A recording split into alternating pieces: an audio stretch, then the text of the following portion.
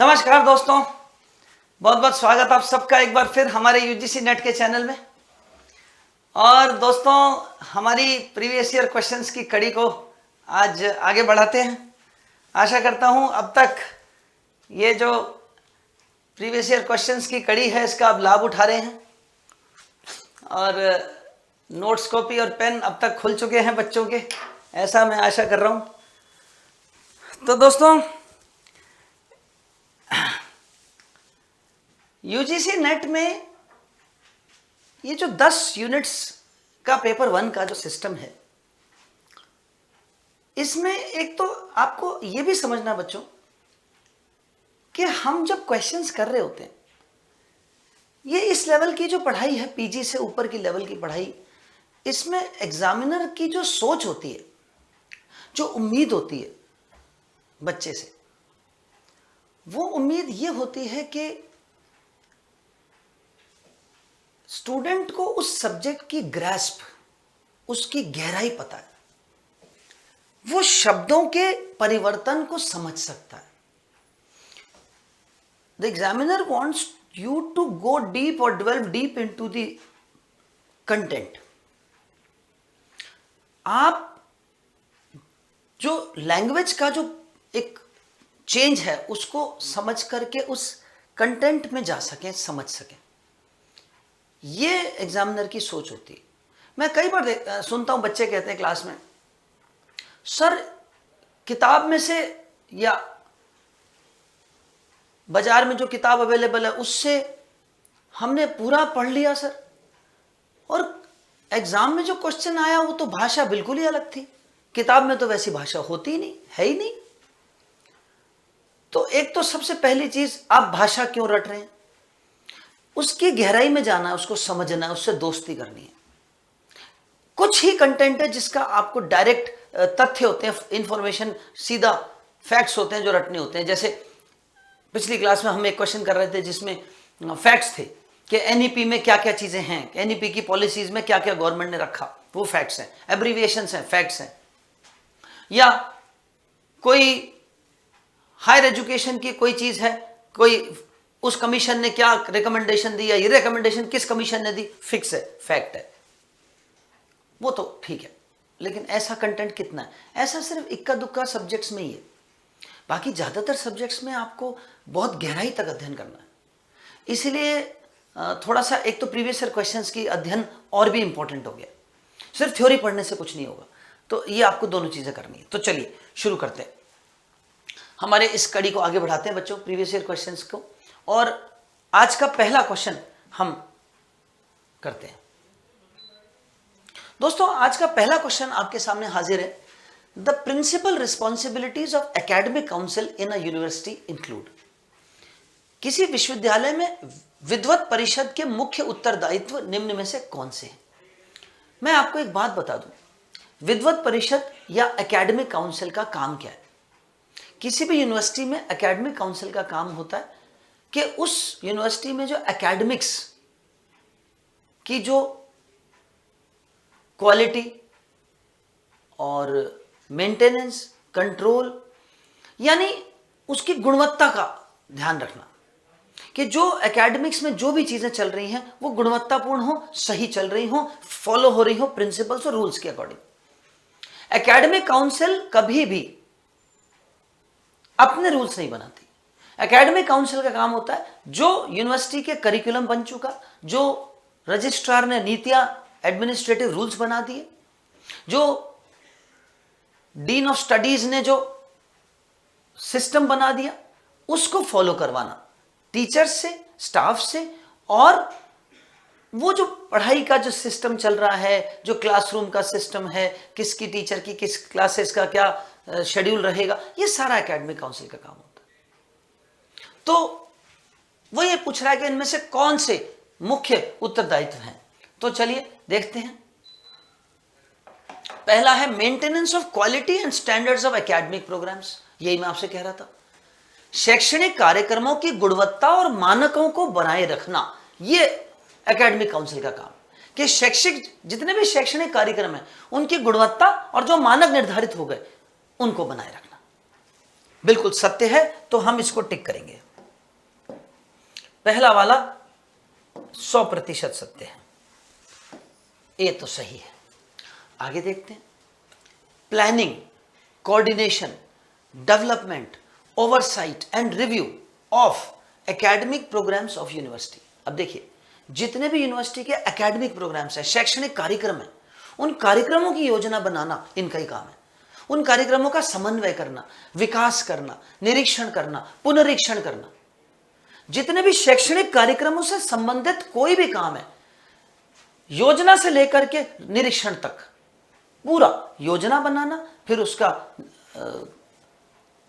समन्वय करना, कोऑर्डिनेशन करना, फिर विकास डेवलपमेंट करना, फिर निरीक्षण करना, फिर पुनरीक्षण करना, और गुणवत्ता और मानक का कंट्रोल देखना, वो सब शैक्षणिक कार्यों का काम एकेडमिक काउंसिल्स का है। हायर एजुकेशन में, यूनिवर्सिटी सिस्टम में ये क्वेश्चंस लगभग हर बार एक आध क्वेश्चन जरूर पूछते हैं कि हमारे यूनिवर्सिटी सिस्टम जो है इंडिया में, उसमें रोल्स कैसे कैसे हैं, फंक्शंस क्या हैं, रजिस्ट्रार के फंक्शन क्या है, वीसी के, वाइस चांसलर के फंक्शन क्या है, एकेडमिक काउंसिल के फंक्शन क्या है, डीन ऑफ स्टडीज के क्या फंक्शन है, ये जरूर पूछते हैं ऐसा एक क्वेश्चन। तो ये रोल्स यूनिवर्सिटी सिस्टम के अंदर आते हैं सारे, और यूनिवर्सिटी सिस्टम जब आप पूरा पढ़ते हो तो उसमें ये सारी चीजें आ जाती हैं। तीसरा तो बी भी सही है साहब। अच्छा, मैंने एक चीज आपको बताई थी कि स्मार्ट वर्क के एक बार क्वेश्चन सॉल्व करना शुरू करेंगे और एक या दो करके रुक जाएंगे एग्जाम में। यहाँ तो मेरा दायित्व है, मेरी ड्यूटी आपको पूरा कराना, सारा बताना, लेकिन एग्जाम में वहां पर तो आपको स्मार्ट वर्क भी करना। आपने देख लिया ए और बी सही है, आप तुरंत ऑप्शन पे जाओ और ऑप्शन में देखो ए और बी वाले कितने ऑप्शन हैं, क्या पता एक ही हो। ऐसा कई बार ऐसा होगा कि एक ही मिलेगा, तो फिर आप बाकियों के तुरंत मैचिंग करके और टिक कर सकते हो, है ना। जैसे इसमें तो ए और बी वाले सारे ही हैं, है ना। ऐसी बदनसीबी भी आती कभी कभी कि चारों ही ऑप्शन में ए और बी है। अच्छा, अब ये बदनसीबी नहीं है, इसका एक प्लस पॉइंट बताऊं। अब देखो पॉजिटिव साइड देखो, मतलब हमारी दिशा सही है, इसका मतलब हमारी सोच और हमारी दिशा सही है कि हमने भी सोचा कि ए और बी एकदम सही है और आंसर में भी मैच हो गया। अब तीसरा, laying down the essential qualification for recruitment of faculty in various discipline. सुनिए, फैकल्टी के रिक्रूटमेंट, शिक्षकों का या संकाय सदस्यों की भर्ती का के लिए आवश्यक अर्हताओं को निर्धारित करना एकेडमिक काउंसिल का काम नहीं है। यह काम रजिस्ट्रार और डीन ऑफ स्टडीज का है, यह काम एडमिनिस्ट्रेशन लेवल पर है, यह एकेडमिक काउंसिल का काम नहीं। एकेडमिक काउंसिल का काम है, एक बार वो अर्हताएं निर्धारित हो गई तो फिर उनके शिक्षकों के शैक्षणिक कार्यक्रम का कंट्रोल और मैनेज करना और क्वालिटी का देखना, वो तो समन्वय करना। लेकिन हर एक सब्जेक्ट में संकाय सदस्यों की भर्ती के लिए आवश्यक अर्हताएं क्या होनी चाहिए, यह निर्धारित करना एकेडमिक काउंसिल का काम नहीं। तो इसलिए ये तो रॉन्ग है बच्चों, तो सी तो गलत हो गया साहब, है ना। चौथा देखते हैं, फ्रेमिंग एंड रिवाइजिंग और updating the contents of courses of various academic programs. तो देखिए, जितने भी एकेडमिक प्रोग्राम्स के कोर्सेज हैं, उनके कंटेंट्स को फ्रेम करना और रिवाइज करना, यह भी एकेडमिक काउंसिल का काम नहीं है। वो इसमें हेल्प करते हैं, लेकिन फ्रेम करना और रिवाइज करना या अपडेट करना उनका काम नहीं है। शैक्षणिक कार्यक्रमों के पाठ्यक्रमों की संरचना तैयार करना एकेडमिक काउंसिल का काम नहीं। इसके लिए करिकुलम कमेटी अलग होती है, वो एकेडमिक काउंसिल का काम नहीं। तो इसलिए दोस्तों डी भी गलत है। Approval of fee structure for various academic programs, अब ये एडमिनिस्ट्रेटिव काम है। किसी यूनिवर्सिटी में कौन से प्रोग्राम के लिए कौन सी फीस का ढांचा होगा, कौन से प्रोग्राम में कौन सी फीस लगेगी, कितनी फीस लगेगी, यह काम एडमिनिस्ट्रेशन का है, ये रजिस्ट्रार डिसाइड करता है। ये भी वीसी, इसका एकेडमिक काउंसिल का काम नहीं। तो ये भी रॉन्ग हो गया। इसका मतलब ए और बी सही है। लीजिए, हो गया। चलें आगे दोस्तों, पहला क्वेश्चन समझ में आ गया आज आपको। तो आगे बढ़ते हैं, आज के अगले क्वेश्चन पे चलते हैं। अगला क्वेश्चन आपके सामने हाजिर है। Given below are two propositions, नीचे दो प्रतिज्ञप्तियां दी गई हैं।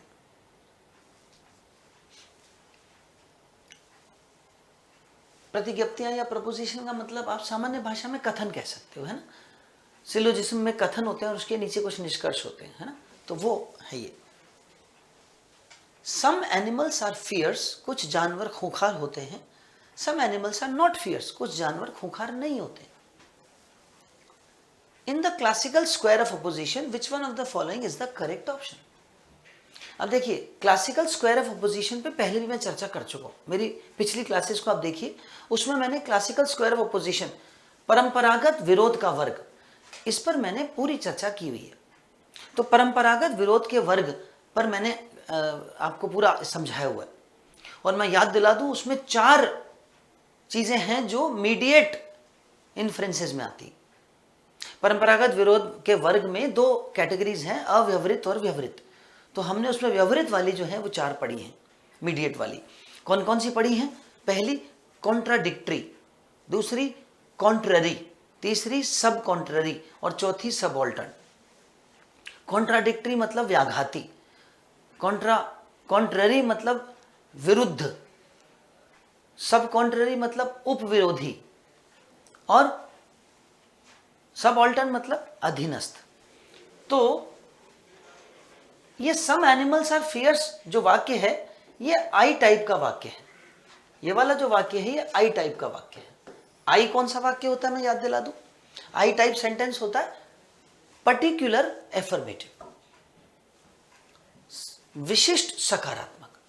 और ये some animals are not fierce, ये ओ टाइप का वाक्य है, विशिष्ट नकारात्मक, पर्टिकुलर नेगेटिव।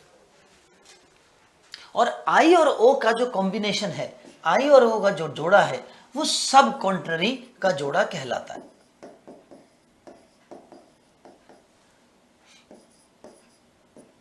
हिंदी में कहते हैं उपविरोधी।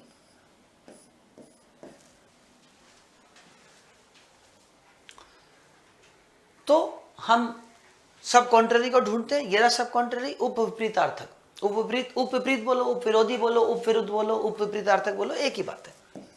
हिंदी में कई सारे शब्द होते हैं, एक अंग्रेजी ऐसा है जिसमें एक ही शब्द होता है। इंग्लिश जो है वो उसकी वोकैबुलरी छोटी होती है, तो उसमें आपको ज़्यादा शब्द नहीं होते, उसमें एक शब्द ही होता है किसी भी चीज़ के लिए। हिंदी में क्या है, वो संस्कृत भी मिक्स हो जाती है, तो फिर बहुत सारे शब्द हो जाते हैं।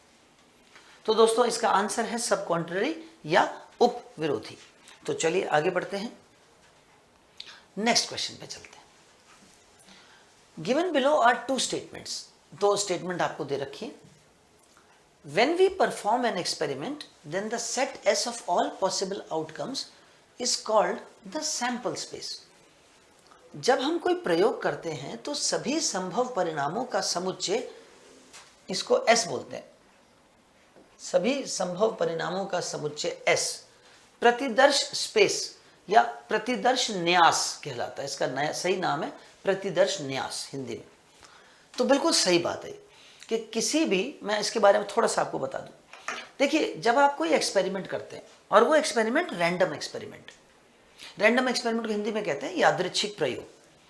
तो यादृच्छिक प्रयोग, उस प्रयोग को कहते हैं, random experiment is that experiment whose outcomes are not certain, whose outcome is not certain, कि कौन सा आउटकम आएगा वो सर्टेन नहीं होता, कोई भी कौन सा परिणाम आएगा वो निश्चित नहीं होता।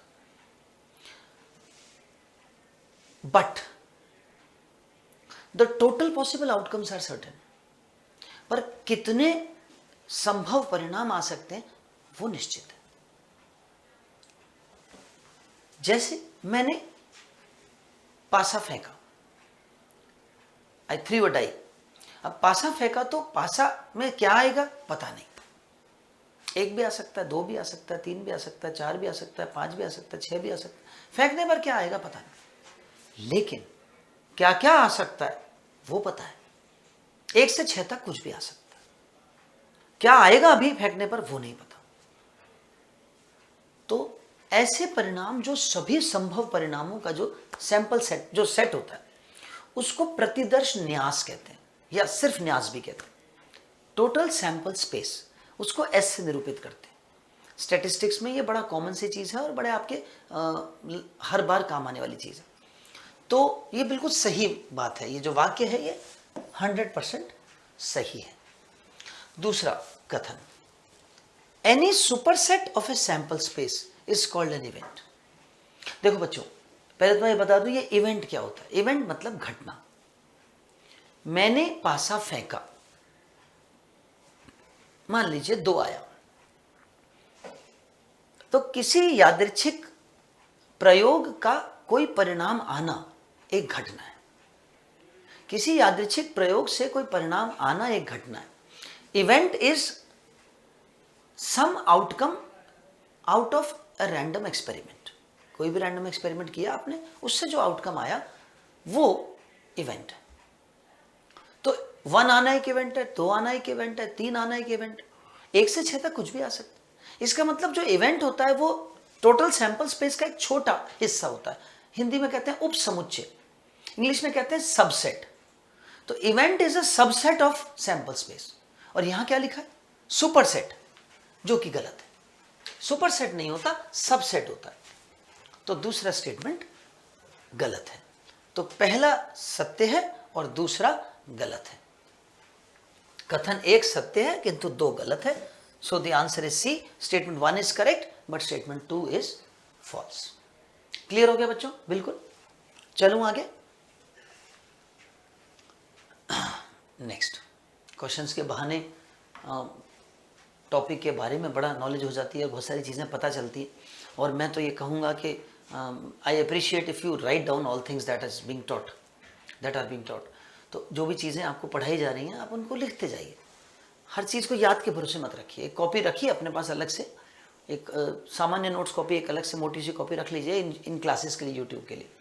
मेरी हर क्लास में आप जो जो सीखें उसको लिखते जाइए, बाद में उनको अपने अपने संबंधित सब्जेक्ट की कॉपी में ट्रांसफ़र करते जाइए। जो जो चीज़ें काम की हैं, काम की तो सभी हैं, पर जो जो जहाँ पे जिस संदर्भ में जिस प्रसंग में वो जा रही है, जैसे ये जो थी चीज़ मैंने अभी बोली थी, ये रिसर्च की चीज़ थी, तो ये रिसर्च वाले कॉपी में शिफ्ट हो जाएगी बाद में। एक बार क्लास लेते समय सब चीज़ नोट करो, है ना, बाद में उसको सब्जेक्ट वाइज ट्रांसफ़र कर दो। आपके सामने एक क्वेश्चन है जिसमें 2 कथन है। ये इसका अभिकथन और कारण कहते हैं इस तरह के क्वेश्चंस को, और असर्शन और रीजन टाइप ऑफ क्वेश्चंस। ये असर्शन और रीजन टाइप ऑफ क्वेश्चंस जो हैं आपके पेपर 1 और पेपर 2 दोनों में आते हैं। तो असर्शन या अभिकथन एक स्टेटमेंट होता है, रीजन भी एक स्टेटमेंट होता है। ऐसे क्वेश्चंस को सॉल्व करने का तरीका ये होता है कि आप इंडिविजुअली पहले दोनों स्टेटमेंट्स की करेक्टनेस, उनकी सही होने को चेक करेंगे कि ए करेक्ट है या नहीं, फिर बी आर करेक्ट है या नहीं। अब दोनों में से कौन से करेक्ट है? अगर दोनों करेक्ट है तो फिर आप एक तीसरी चीज चेक करते हैं कि क्या आर वाला जो वाक्य है, जो सेंटेंस है, वो ए वाले सेंटेंस का सही व्याख्या, सही एक्सप्लेनेशन है क्या? Is R correct explanation of A? फिर आप ये देखते हैं। तो assertion है research ethics and its observance is necessary in the interest of credibility and quality of research। शोध का आचार और उसका पालन शोध की विश्वसनीयता और गुणवत्ता के लिए आवश्यक है। देखिए, शोध आचार क्या होते हैं? रिसर्च एथिक्स, जिसको आप सामान्य भाषा में नैतिकता बोलते हैं। नैतिकता, नीति। एथिक्स का मतलब होता है आपको किस तरह से व्यवहार करना है। आपको नॉर्मल एथिक्स की बात करें, नैतिकता की बात करें, तो समाज में, मित्रता में, लोगों में, व्यवहार में किस तरह से आपको बिहेव करना है, क्या चीज़ें सही करनी है, मूल्य क्या होंगे, क्या सही है, क्या गलत है, क्या उचित है, क्या अनुचित है, आपको किस प्रकार लोगों से या चीज़ों में व्यवहार करना है, कौन सा काम नैतिक है, कौन सा काम उचित है, कौन सा नहीं है, कौन सा काम करना चाहिए, कौन सा नहीं करना चाहिए। ये एथिक्स के दायरे में आता है। आदर्श जिसे आप कहते हैं वो नैतिकता में आती है। जैसे उदाहरण, मेरे एक मित्र ने मुझे कोई बात बताई, मित्र समझ के उसने अपनी एक पर्सनल बात मुझसे शेयर की। अब हमारा एक और म्यूचुअल फ्रेंड भी है, हम 3 दोस्त हैं, और एक मित्र ने मुझसे अपनी कोई बात कही। अब नैतिकता ये कहती है कि उसने मुझ पर एक विश्वास करके अपनी एक पर्सनल बात मुझसे शेयर की। अब मैं क्या करूं? मैं उस बात को तीसरे मित्र से बोल दूं कि यार वो ऐसा कह रहा था, उसके साथ ये गड़बड़ हुई थी। अब इसके लिए मुझे कोई फांसी नहीं चढ़ा सकता, इसके लिए कानूनन मैं बाध्य नहीं हूं, मुझे वो मेरे लिए कोई पुलिस में कंप्लेंट नहीं कर सकता, ये कोई क्राइम नहीं है। लेकिन ये अनैतिक है। ये अनएथिकल है। नैतिकता ये कहती है मित्रता के कुछ नियम होते हैं। अब वो नियम कहीं लिखे हुए तो है नहीं, अनसेड रूल्स होते हैं, है ना। एक विश्वास, एक आदमी ने, एक मित्र ने आपके ऊपर विश्वास करके कुछ बोला, तो नैतिकता कहती है कि आप इसको आगे ना फैलाएं या आगे ना दें। मैंने उसका विश्वास तोड़ दिया, है ना। अब ये तो हो गया सामान्य व्यवहार में, इंटरपर्सनल रिलेशन में एथिक्स की बात हो गई। अब ये चीज रिसर्च में भी आती है। रिसर्च की एथिक्स क्या है? अब रिसर्च एथिक्स एक पूरा चैप्टर है आपके रिसर्च में। रिसर्च एथिक्स का रोल कहां पर आता है दोस्तों? रिसर्च एथिक्स का रोल वैसे तो बहुत सारी जगहों पे आता है, पर मूल रूप से एथिक्स का रिसर्च में काम ये होता है कि जब एक शोधकर्ता डेटा कलेक्ट करता है या डेटा को एनालाइज करता है या रिसर्च आउटकम रिजल्ट निकालता है। देखिए, शोधकर्ता जो है ना, वो एक सब्जेक्ट पे शोध कर रहा होता है। तो रिसर्चर जो है ना, जब वो रिसर्च करता है तो वो बहुत सारे लोगों को, बहुत सारी चीज़ों को स्टडी करता है, ऑब्जर्व करता है, डेटा कलेक्ट करता है। तो उसके पास जानकारी बहुत आ जाती है लोगों की। कुछ ऐसी जानकारियाँ आ जाती हैं जो सामान्य व्यक्ति के पास नहीं होती, और कुछ ऐसी जानकारियाँ भी होती हैं जो किसी की पर्सनल होती है। तो एक रिसर्चर का एक नैतिकता, एक दायित्व है। He has an ethical consideration. उसके ऊपर एक रिस्पॉन्सिबिलिटी आ जाती है कि वो किसी की पर्सनल जानकारी को मिसयूज ना करे, उसका नाम लेकर के, और नहीं अपनी रिसर्च में, एथिक्स में, अपने थीसिस में लिखे, किसी का नाम ना छापे। कोई कॉपीराइट कंटेंट है जो उसने ले लिया तो उसका नाम जिक्र करो। कॉपीराइट वाला तो नैतिकता के साथ साथ क्रिमिनल ऑफेंस भी है। ये तो कानूनन भी आप नहीं ले सकते। अगर आपने किसी का कॉपीराइट मटेरियल ले लिया और उसका आपने जिक्र नहीं किया तो आपके ऊपर लीगली भी केस फाइल हो सकता है। तो लेकिन इसके अलावा, कॉपीराइट के अलावा, आपके ऊपर और नैतिक दायित्व भी बनते हैं कि आपको किसी व्यक्ति के या किसी की जानकारियां मिली तो वो आपको अपने पास रखनी है, अपने पास तक सीमित रखनी है। या वो जानकारी अगर आप थीसिस में काम में ले रहे हो तो उस किसी का नाम मत लो, ओरिजिनल नाम यूज मत करो। दूसरी बात, ये तो चलो एक बात हो गई। दूसरी बात, और कहां यूज होता है रिसर्च में एथिक्स? मान लीजिए मैं रिसर्च कर रहा हूं और मैं डेटा का एनालिसिस कर रहा हूं, स्टैटिस्टिकल टेस्ट में लगा रहा हूं। अब उस टेस्ट में मैंने लगाते समय मुझे पता है कि मैं जो स्टैटिस्टिकल टेस्ट लगा रहा हूं उसमें परिणाम जो है वो इस तरह से आना चाहिए कि मेरा हाइपोथेसिस एक्सेप्ट हो जाए। अब मैंने देखा कि 0.6 आ रहा है कोई रिजल्ट, और मेरे को ये पता है कि वो 6 नहीं आना चाहिए, वो 1 से बड़ा आना चाहिए। तो मैंने उसको 1.6 कर दिया। इसको कहते हैं फॉल्सिफिकेशन, है ना। मैंने आंकड़ों को बदल दिया, मैंने कैलकुलेशन में गड़बड़ कर दी। मैंने सोचा कि पूरी कैलकुलेशन को कौन चेक करेगा, नीचे 1.6 लिख देता हूं। ये नैतिकता में आता है कि आप झूठ या झूठा आंकड़े या आंकड़ों का मैनिपुलेशन मत करें। या मैंने डेटा कलेक्ट करते समय मैंने 20 लोगों का इंटरव्यू लिया और मैंने लिख दिया कि मैंने 25 लोगों का इंटरव्यू लिया और 5 मैंने फर्जी इंटरव्यू बना लिए, रामलाल, श्यामलाल, हरीलाल मैंने लिए सब। ये भी अनैतिक है। तो रिसर्च में एथिक्स जो है, अगर आप पालन करते हो उसका, तो आपकी रिसर्च क्रेडिबल बनती है, विश्वसनीय बनती है। रिसर्च में अगर आप रिसर्च का सही तरीके से अगर आप एथिक्स का पालन करेंगे तो ये बात ये सही कह रहा है कि अगर शोध में आचार और नैतिकता का पालन करने से शोध की विश्वसनीयता और गुणवत्ता, उसकी क्रेडिबिलिटी, उसकी रिलायबिलिटी बढ़ती है, उसकी रिसर्च की क्वालिटी अच्छी होती है। आप साफ साफ कहिए जो चीज़ आपको नहीं लिख रही है, नहीं आ रही है, या जो गलत आ रहा है लिख दो कि 0.6 आ रहा है, मेरे हिसाब से 1.6 आना चाहिए। बिल्कुल क्लियरली बोलो, तो ये आपकी रिसर्च की क्वालिटी बढ़ाएगा। तो ये बिल्कुल सही है, असर्शन सही है। दूसरा रीजन है, the policy making bodies have to be accountable for pursuing research with an eye on promoting excellence. अब सुनिए, इसमें रिसर्च के एथिक्स का पालन कराने में जो नीति निर्धारक निकाय हैं, जो पॉलिसी मेकिंग बॉडीज हैं, उनका भी रोल है। और उनका ये दायित्व बनता है कि गुणवत्ता संवर्धन की दृष्टि से रिसर्च की क्वालिटी को प्रमोट करने के लिए, शोध के लिए, किए जाने के लिए, नैतिकता के लिए जिम्मेदार होने चाहिए। ये बिल्कुल सही बात है और ये इसका सही कारण भी है। तो रीजन भी सही है और ये जो पालन है ये इसलिए भी आवश्यक है क्योंकि जो नीति निर्धारक लोग हैं, जो शोध में नीति बना रहे हैं, जो निर्णय ले रहे हैं, वो उसके लिए जिम्मेदार है। कल को कोई नीति या कोई निर्णय या कोई परिणाम गलत आपने बना दिया और नैतिकता का आपने पालन नहीं किया, तो वो जो गलत बनेगा उसकी जिम्मेदारी आपकी है। और कल को वो प्रूव हो गया कि वो गड़बड़ है, तो आप जिम्मेदार हो गए। तो ये बात सही है, इसीलिए इसका ये जरूरी है। तो इसका ये सही रीजन भी है, कारण भी है, और ये दोनों सही भी है। तो both A and R are true and R is the correct explanation of A. तो इसका आंसर है ए।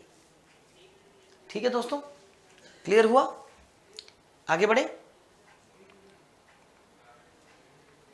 नेक्स्ट क्वेश्चन आपके सामने हाजिर है।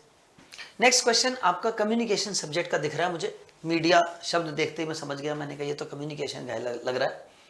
दोस्तों मैं जरा आपको ये समझा दूं ये क्या चीज है। Synchronous media, asynchronous media, rich media और हाइपर मीडिया। देखिए हम एक एक करके चारों को समझते हैं। पहला आता है सिंक्रोनस मीडिया या समकालिक माध्यम। दोस्तों मीडिया शब्द का मतलब होता है जब कोई संचार पूरे जन से संबंधित है। मास कम्युनिकेशन, ब्रॉडकास्ट, यानी जन संचार का माध्यम को मीडिया कहते हैं। कोई ऐसी चीज जिसका लेना देना पब्लिक से है, पूरे पब्लिक को कोई संचार किया जाता है, तो वो जन संचार के दायरे में आता है।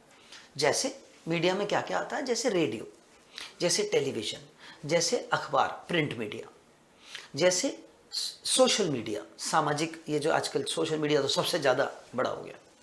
तो print media, radio, television, social media, internet भी इसी में आ गया, ईमेल भी इसी में आ गया, मूवीज, फिल्में भी इसी में आ गई। ये सब मीडिया के दायरे में आता है। अब सिंक्रोनस मीडिया या समकालिक माध्यम क्या होता है? अगर, अब सुनना, ध्यान से सुनना और फिर लिख भी लेना। पहले हिंदी में बोलूंगा फिर इंग्लिश में बोलूंगा। अगर किसी जनसंचार के प्रसारण के समय दर्शक उपस्थित हो तो ऐसे मीडिया को सिंक्रोनस मीडिया कहते हैं। If the audience is present at the time of broadcast of the media, then such is called synchronous media. जैसे एग्जाम्पल, लाइव क्रिकेट चल रहा है, लाइव टेलीकास्ट हो रहा है, वर्ल्ड कप चल रहा है साहब, या तो आप जिसमें मान लीजिए वो है ना ईडन गार्डन कोलकाता का, आप ईडन गार्डन में कोई मैच चल रहा है और आप वहां पे बैठे हो, या मैं मेरे घर पे टीवी में देख रहा हूं ईडन गार्डन का मैच चल रहा है और मैं लाइव देख रहा हूं, उधर से प्रसारण हो रहा है, मैं इधर से लाइव देख रहा हूं, तो ये सिंक्रोनस मीडिया है, समकालिक है। समकालिक मतलब उसी काल में अगर दर्शक मौजूद हैं, उसी काल में दर्शक देख रहे हैं साथ के साथ ही, तो दैट इज सिंक्रोनस मीडिया। ठीक। दूसरा आता है एसिंक्रोनस मीडिया, असमकालिक। अब ये क्या होता है? वही मैच को जब लाइव टेलीकास्ट हुआ था या जब मैच चला था ईडन गार्डन में, मैं जैसे ये कपिल शो आते हैं या कौन बनेगा करोड़पति, केबीसी का प्रोग्राम होता है, तो आप जब फ्राइडे को या कभी भी केबीसी आ रहा है और आप देख रहे हो, अब प्रसारण हो रहा है फ्राइडे को और आप देख रहे हो, आप कहोगे सर मैं तो देखो प्रसारण के समय देख रहा हूं। नहीं दोस्तों, ये उस समय नहीं चला, वो रिकॉर्ड हुआ था एक हफ्ता पहले या 10 दिन पहले, और रिकॉर्ड हो चुका, आप उसका प्रसारण देख रहे हो। अब वो लाइव टेलीकास्ट नहीं था। अगर कोई मीडिया ऐसी है जो जिस समय वो लाइव ओरिजिनली बन रही थी उस समय अगर आप मौजूद नहीं हो और बाद में आपने उसको देखा है प्रसारण के समय, तब वो एसिंक्रोनस मीडिया, असमकालिक है।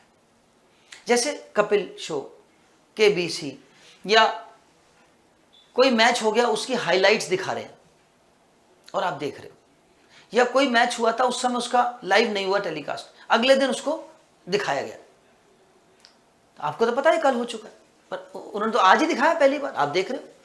तो बात पहली बार दिखाने की नहीं है, बात यह है कि जिस वक्त आप वो प्रोग्राम देख रहे हो उस वक्त तो प्रोग्राम चल रहा है क्या? नहीं, पहले चल चुका, तो वो एसिंक्रोनस है, असमकालिक है। ठीक है, क्लियर हो गया बच्चों? उदाहरण तो एक और, अखबार, प्रिंट मीडिया। दोस्तों अखबार, मैगजीन्स, ये सब एसिंक्रोनस है। ये यूजीसी नेट में क्वेश्चन आया हुआ है कि एसिंक्रोनस मीडिया कौन कौन से पहचानो, ये क्वेश्चन जरूर आता है, ये एक कई बार आया हुआ है। तो एसिंक्रोनस मीडिया, अखबार एसिंक्रोनस है, मैगजीन्स एसिंक्रोनस है, मूवीज एसिंक्रोनस है।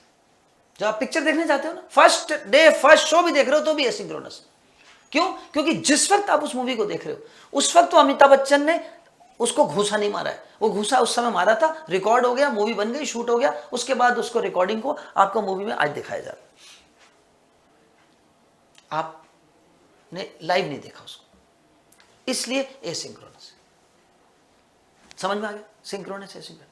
तीसरा, रिच मीडिया। देखिए रिच मीडिया किसको कहते हैं? रिच मीडिया या हिंदी में कहते हैं धनीभूत। देखिए रिच मीडिया वो होता है ऐसा मीडिया जिसमें फीडबैक हो, जैसे ऐसा मीडिया जिसमें उसका प्रभाव पड़े दर्शकों, उसका दर्शकों पर प्रभाव पड़े, उस मीडिया को रिच मीडिया कहते हैं, जिसमें इंटरेक्शन हो।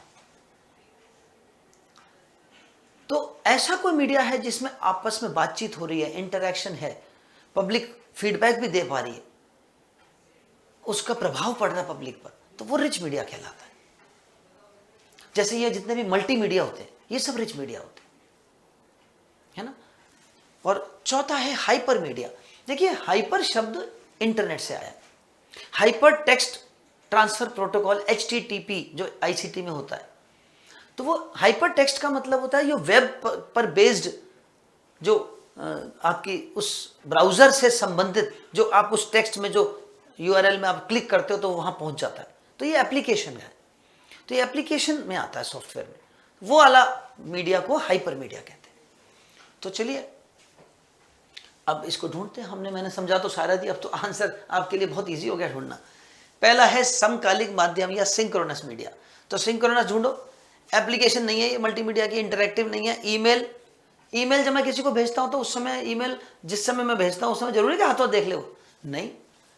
लेकिन टेलीफोन जब आप किसी को करते हो और वो जब तक उठाता नहीं है वो टेलीफोन का माध्यम बनता नहीं, वो उठाते ही हेलो कहता है उधर से, मैं कहता हूं और कैसा है, बातचीत होने लगी। इसका मतलब जिस समय मैं टेलीफोन पर बात कर रहा हूं उस समय सामने वाला मौजूद है वहां।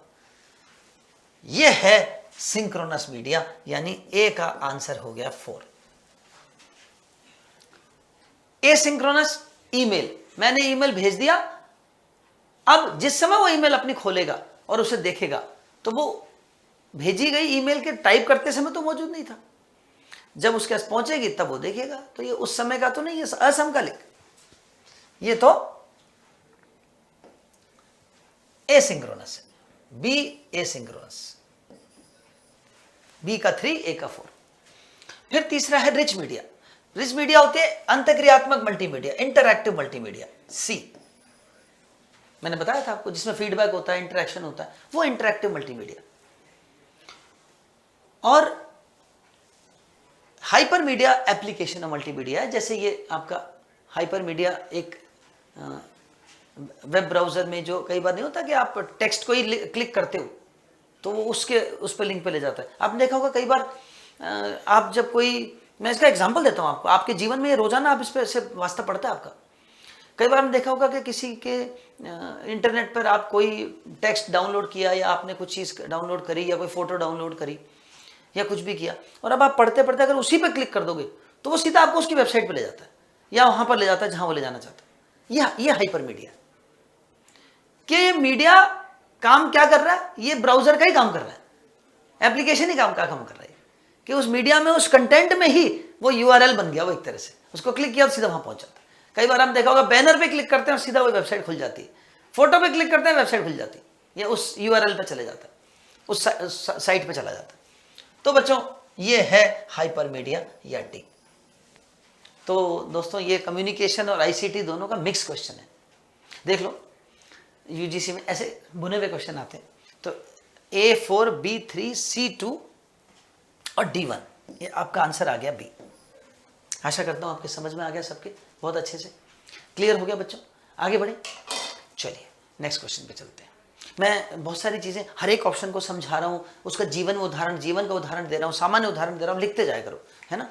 हर चीज को नोट्स बनाते जाओ, लिखते जाओ। इन क्लासेस का फायदा तब होगा।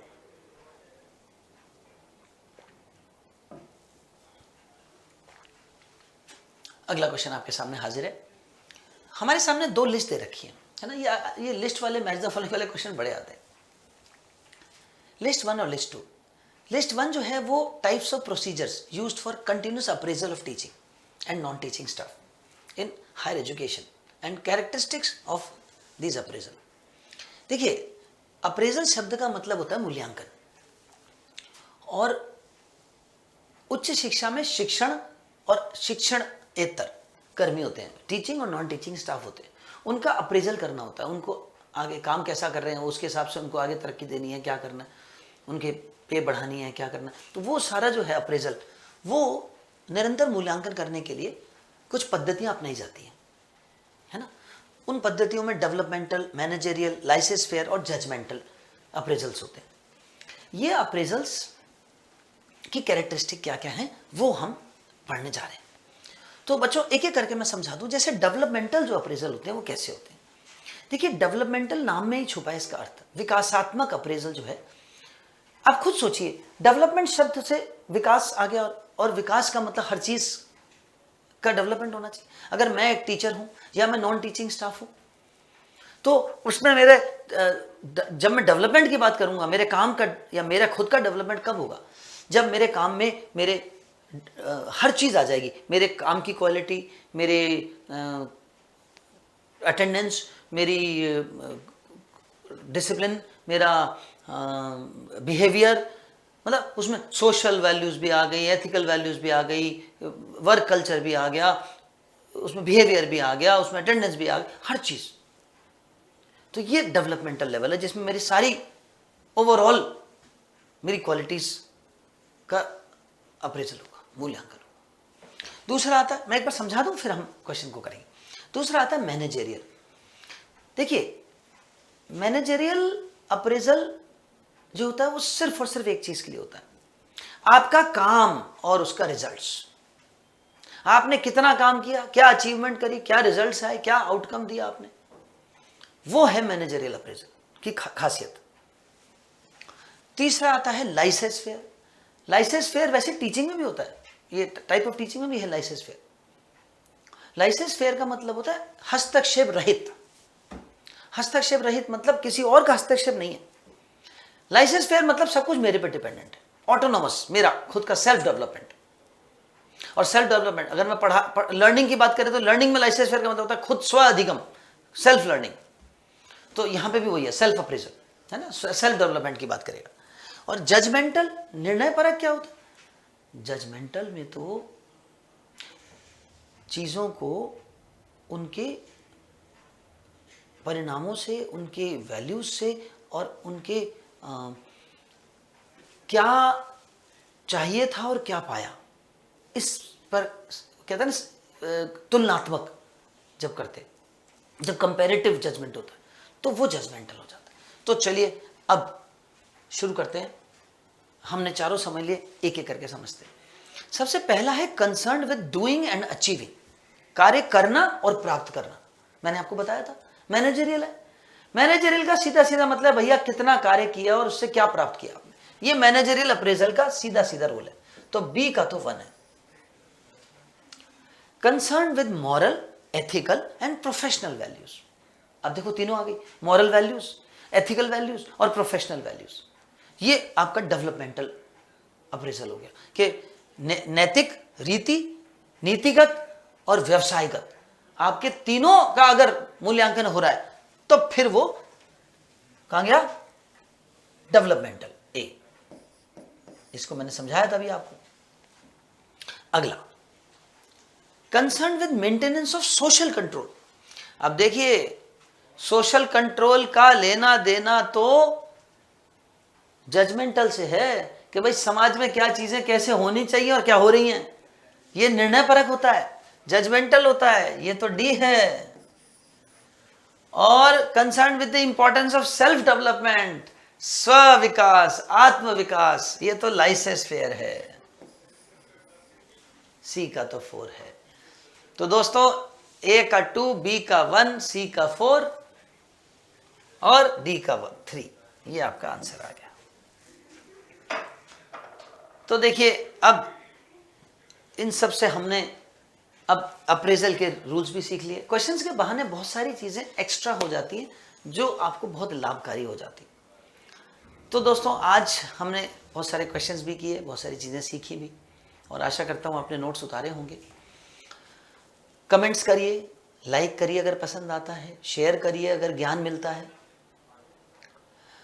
जून के लिए, दिसंबर के लिए साल में 2 ही एग्जाम होते हैं यूजीसी नेट के। जो भी आपका अगला टारगेट है, जून है या दिसंबर है, उसके लिए कमर कस के मेहनत करिए। और इन क्लासेस से अगर फायदा मिल रहा है, कुछ चीजें परेशान कर रही हैं, कोई पर्टिकुलर टॉपिक परेशान कर रहा है, कमेंट कीजिए, उस पर वीडियो बना दिया जाएगा। हमारा बैच चल रहे हैं, आप उन बैचेस को ज्वाइन कर सकते हैं। ऑनलाइन लाइव बैच रेगुलर चल रहे हैं, हर रोज उसकी क्लासेस हो रही हैं। नए बैचेस भी बनने वाले हैं, तो आप ऑफिस के नंबर्स पे कांटेक्ट कर सकते हैं और जो अगला नया बैच बनेगा उसमें आप ज्वाइन कर सकते हैं। दोस्तों ज्ञान का, पढ़ाई का फ़ायदा उठाइए और हमको मिठाई खिलाइए। हमारी मिठाई तो आपका सिलेक्शन ही है वैसे।